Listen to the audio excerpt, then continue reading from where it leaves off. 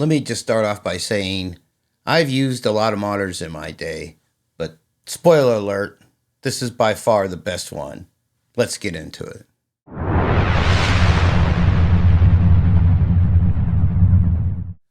All right, everybody, welcome back to the channel. So as you can see to my left, your right here, we have the Osee Megamon 15.4-inch production field monitor, and this thing is just freaking fantastic. That's all I can say. It checks all the boxes for me. It's big. You know, I wear glasses. I'm old. So it's hard for me to see 5 and 7-inch monitors. This I have no problem seeing. I can set it across the room.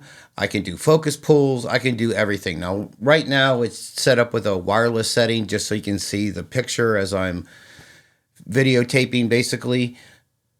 So it's not that fast with this particular setup, but there's other situations for focus pulling that you can use, you know, like using a cable or using like some fast 4K system, you know, or a Spark or something like that.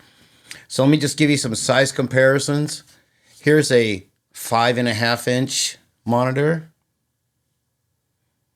Pretty small. And this is really hard to see, for me to see unless I'm right up on the camera or right behind it. And this is the OCT7, which is, and I just dropped it. So, oh well. So here is the OCT7. And as you can see, this is, you know, so small in comparison. It's just unbelievable.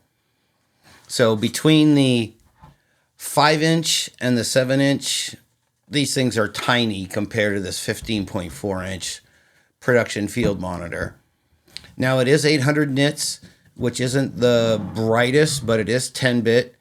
But it does come with a carrying case that turns into a sun hood, which is freaking fantastic.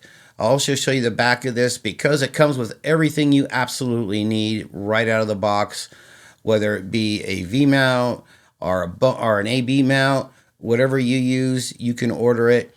I also got a pre-production price of 36% off, which is make this a fantastic value and bargain compared to the normal retail price when they are done with their, you know, pre-release price or whatever they're calling it. So just a fantastic monitor. Let me go ahead and show you the goodies, you know, like the back and the case and all that other stuff. So stand by and we'll switch over. Thanks. All right, everybody. So here we are taking a look at the back of the Osee Megamon. And as you can see, starting on the one side, we have the AC power in. We also have the V-mount power in, which the cable's already connected. And on top of that, we have an accessory mounting plate in case you want to move the cheese plate over to the other side. Of course, smack dab in the middle, we already have the V-mount plate mounted with a V-mount battery adapter already in there. And then we have the audio in, HDMI in, the remote, and the SDI in and out ports. And above that, we have the other cheese plate mounting point, that's where it's currently mounted. And I have it on a NATO rail and a small camera mount on the NATO rail to hold the Shinobi wireless receiver. So that's the back of the Osee Megamon. Everything you could possibly want and then some. So just fantastic. Maybe an additional HDMI port would have been nice, but SDI is much more secure, so that's why I'm using the SDI in for this particular purpose. So let's go ahead and get out of this. All right, everybody, so here we are on the Osee Megamon, and we just have to hit one of the up or down arrows. And you can see we can check the backlight, the sharpness, the brightness, and the contrast. So pretty easy saturation. And of course the volume control, and it's off. So just use the up or down arrow when there's no menu on the screen. So let's go ahead and go to the menu by hitting this OK button. And here's the status display. And if you notice up top, it says you can use the right arrow to get to the next page. So we can go to the next page, or we can hit the down arrow if it's available, but here it's just a status. So we're just going over the model and input, signal format, all that other good stuff. So let's go ahead and go back and then go down. Here we see the input configuration. Let's go down again. Here you can see color management, and we can hit the right arrow key to go to the next page. And you see the camera LUTs are off if you want to load a LUT file. Gamma, color temp, color space, and that's about it. So let's go ahead and get out of this and go down. And here you can set your F1 to F4 buttons to whatever you want. And you have different user presets. So you can have one for user preset 1. And if you have a different person that likes different presets, you can switch over to user preset 2. So here you can see what I have my F1 through F4 button set up for. And let's go over and go to the next page and see what's on there. And you can do an audio source if you want one. I happen to have it turned off for here. And we can go to all of our markers if we want to change them, and our waveform types, and waveform location, vector scope, histogram. So this basically has all the tools you need. Here we have all the focus assist and peak and zebra stuff, and just some time code, status display, language, and if you want to do a firmware update. And that's it for that one. So let's go ahead and hit the left arrow to get out of it, and down arrow. Here we see the IMD config, which I don't use. And here we have the key inhibit, again, which I don't use. And that's about it for the menu system. So that's everything on the menus for the Osee Megamon. Pretty substantial, all the tools you absolutely will ever need.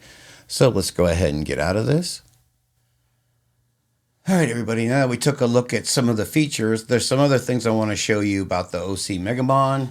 It does come with a very nice case that also fits on a C-stand, and it also turns into a very nice sun hood for when you're outside.